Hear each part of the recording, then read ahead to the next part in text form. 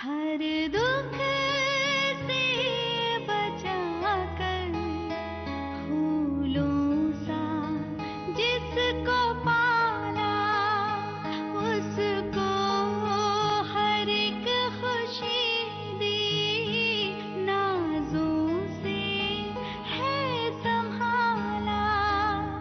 पर कैसी आंधी आई, चुप है खुशियों की शहनाई। रब उसको खुशियाँ दे दे, बदले में ले ले जान इम्तिहान, इम्तिहान,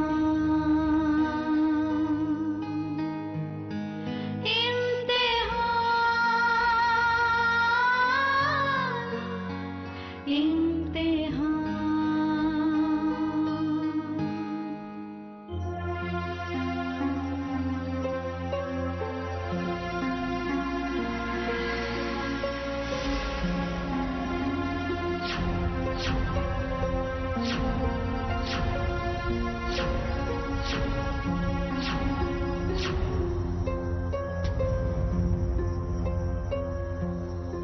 क्या क्या सोच रही? समझ में नहीं आता। जब मैं सीमा से बात कर रही थी, वो भारती के बारे में कुछ बोलना चाहती थी, जब फोन कट गया। कट गया? हाँ, मतलब फोन सिर्फ कटा नहीं, उसके बाद फोन तो बंद ही हो गया और अभी तक उसका फोन भी नहीं आया है। समझ में नहीं आता वो भारती के बारे में हमसे क्या बात करना चाहती थी। भाई हो सकता है महेंद्र जी ने भारती के लिए भी कोई लड़का देखा हो और उसी बारे में सीमा तुम्हें बताना चाहती हो। उसने बात तो पूरी करनी चाहिए थी ना। अरे तो फोन बंद हो गया तो दोबारा कर लो ना तुम फोन। फोन किया था मैंने, लेकिन उसका फोन बंद था। यही तो मैं बताने की कोशिश कर रही हूँ आपको। और इस वक्त तो वो आप ऑफिस में होगी। हाँ? ये क्या कह रही हो तुम? हाँ, मैं जब मंदिर से लौट कर आई तो सीमा ने बताया कि भारती आई थी। मेरी तो एक बात समझ में नहीं आई, अगर वो आई थी तो मेरे आने तक रुक भी तो सकती थी। ऐसी भी क्या जल्दी थी? मुझे भी लगने लगा है मीना कि कुछ तो बात है जो भारती हमसे छुपा रही है। शायद आप ठीक कह रहे हैं, मुझे भी ऐसे ही लग रहा है। आजकल सीमा भी बहुत उलझन में रहती है, बहुत परेशान रहती है। तो सीमा से कहो ना, उससे पूछे क्यों इंडिया में रहकर क्या कर रही है, उस घर में रहने का कारण क्या है। जी, पूछ लूंगी। गायत्री जी का फोन है। हा? नमस्ते गायत्री जी। नमस्ते, कैसी हैं आप? अरे हम बहुत अच्छे हैं, आप लोग कैसे हैं? बस अच्छे हैं जी। और आप लोग कब तक आ रहे हैं? हम आप ही का इंतजार कर रहे हैं। जल्द ही आ रहे हैं। दरअसल ये मोहनीश से मिलने ही गए हैं। और बताइए, सीमा कहाँ है? सीमा ऑफिस गई है। और भारती कैसी है? अब क्या बताऊं बहन जी, मेरे तो खुद समझ में नहीं आ रहा है कि भारती कर क्या रही है। कल वो यहाँ आई थी सीमा से मिलने के लिए, पर मैं मंदिर गई थी और मेरे लौटने से पहले ही वो चली गई। ये क्या कह रही हैं? सीमा और भारती एक साथ थी? हाँ, दरअसल बात ये बहन जी, मैंने फोन किया था, सीमा से बात कर रही थी, लेकिन मोबाइल बीच में ही कट हो गया और बाद में उसका फोन बंद आ रहा था। वो भारती के बारे में मुझसे कुछ कहना चाहती थी, लेकिन बात नहीं हो पाई। अगर भारती उसके साथ थी तो भारती के बारे में क्या बताने वाली थी? यही सोचकर तो मैं भी परेशान हो रही हूँ। आप परेशान मत होइए, मैं इस बारे में सीमा से बात करती हूँ। जी, और सीमा से प्लीज कहिएगा कि मुझसे भी एक बार बात कर ले। जी, कह दूंगी। नमस्ते। जी नमस्ते।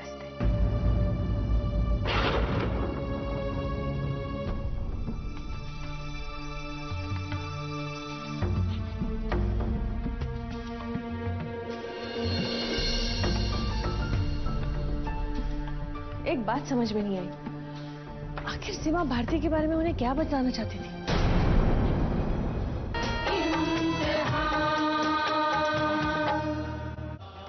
मेरा नाम लिखे शीलाखंड, तो जल में तैर जाते हैं, किंतु मेरे द्वारा फेंके ये लघु शिलाखंड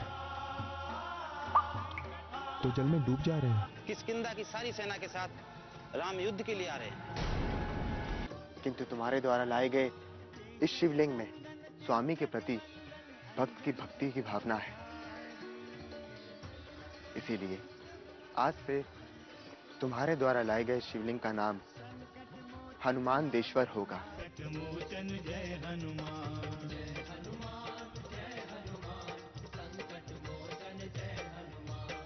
हर साल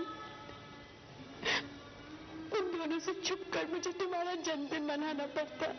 तुम्हारे और मेरे बीच सिर्फ एक ही रिश्ता है, वो है दुश्मनी का।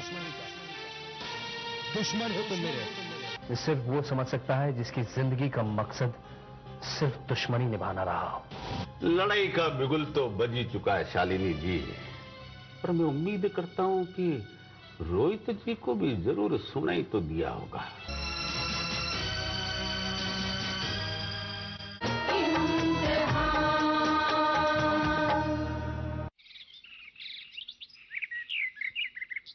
अच्छा किया आदर्श जो तुम सीमा को ले आए। सीमा बेटा, सचमुच मैंने तुम्हारे साथ बहुत बुरा सलूक किया। मैं बहुत शर्मिंदा हूँ, मुझे माफ कर दो। अरे आंटी, आप ऐसा क्यों कह रही हैं? आपको माफी मांगने की कोई जरूरत नहीं है। गलती जिसकी भी हो, माफी तो मांगनी पड़ेगी ना बेटा। गुस्से में न जाने में तुम्हें क्या क्या बोल बैठी, मुझे माफ कर दो। कभी कभी आंखों से देखी और कानों से सुनी बातें भी गलत हो सकती है। अरे हाँ बेटा, कल आदर्श और भारती की पारंपरिक रीत से शादी होने जा रही है और मैं चाहती हूँ तुम भी शादी में आओ। हाँ आंटी, क्यों नहीं। भारती मेरी सहेली है, मैं जरूर आऊंगी। सीमा आओ, हम अंदर बैठ के बातें करते हैं। हाँ बहू, अपने सहेली को अपने कमरे में ले जाओ, मगर जल्दी से तैयार हो जाना। हाँ, हमें शादी की खूब सारी तैयारियां करनी है, खूब सारी शॉपिंग करनी है। अरे तुम्हारा जोड़ा तो अभी भी लेना बाकी है। जी मम्मी जी, बाद में चलते हैं। हाँ आओ सीमा। जाओ बेटा जाओ।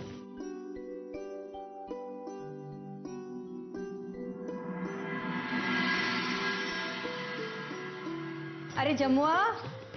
जी मालकिन। देखो, जाकर चाय और नाश्ता बना दे, सीमा आई है। सीमा? अरे भारती की सहेली। और हाँ, छोटी बहू बहुत फोन पर बातें करती है उनके साथ। देखा ना तुमने सीमा, कैसे इस घर में जोरों शोरों से मेरे और आदर्श की शादी की तैयारियां चल रही हैं। आंटी को इतना खुश देखकर तो मुझे बहुत हैरानी हो रही है। कितना खुश है वो इस बात से। यही तो सीमा, इन लोगों का प्यार, इन लोगों का अपनापन, इसी ने तो मुझे यहां जकड़ रखा है। मैं चाहते हुए भी उससे बाहर नहीं निकल पा रही हूं। समझ ही नहीं आ रहा कि क्या करूं मैं। जानती हो भारती, आंटी के गुस्से की वजह आज मुझे समझ में आ रही है। दरअसल वो तुम्हें अपनी बहू मान चुकी है और तुम दोनों के बीच में कोई आए वो ये बर्दाश्त नहीं कर सकती। इसीलिए तो उस दिन वो मुझे यहां देखकर इतनी जोर से भड़क उठी थी। हाँ सीमा, तुम ठीक कह रही हो। बा और माँ भारती को बहुत मानते हैं और हमारी प्रॉब्लम यही है कि अगर बा को पता चल जाए ना कि मैं और भारती अब तक नाटक कर रहे थे, तो शायद ये इस सदमे को कभी बर्दाश्त नहीं कर पाएंगी। ये बात तो शायद आंटी भी बर्दाश्त नहीं कर पाएंगी। उस दिन मुझे आंटी की गुस्से की वजह से थोड़ा दुख जरूर हुआ था। दरअसल वो आंटी का गुस्सा नहीं, बल्कि भारती के लिए प्यार था जो मुझ पर गुस्सा बन के बरसा था। सीमा, मैं क्या करूं? मैं क्या करूं कि ये सब कुछ ठीक हो जाए? जब भी मैं ये सोचती हूँ, एकदम से घबराहट सी होने लगती है। ऐसी उलझ के रह जाती हूँ। I am feeling depressed. कुछ समझ ही नहीं आ रहा है कि ऐसे मन करता है कि भाग जाऊं यहां से। लगता है कि भाग भी नहीं सकती हूँ। लगता है सबको सच बता दूं।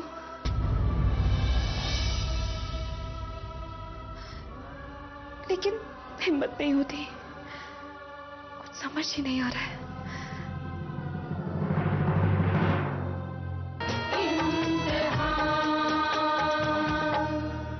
ना किसी की आंख का नूर हूँ, ना किसी के दिल का करार हूँ, ना किसी की आंख का नूर हूँ, ना किसी के दिल का करार हूँ, जो किसी के काम न आ सके, जो किसी के काम न आ सके, मैं वो एक मुश्ते गुबार हूँ, न किसी की आँख